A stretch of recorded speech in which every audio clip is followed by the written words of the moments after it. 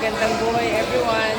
Nandito po kami ngayon ng aking classmate, si Lee, Hello po, magandang umaga po. sa Siling Matanda, sa bayan ng Pandi. Yan.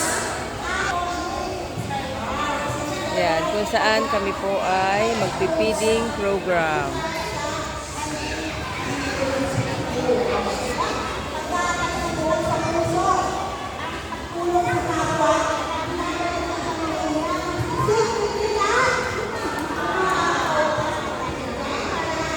Yan, may dala po kaming mga used clothes. Yan. Mamaya po tanggalin po namin yan sa sako.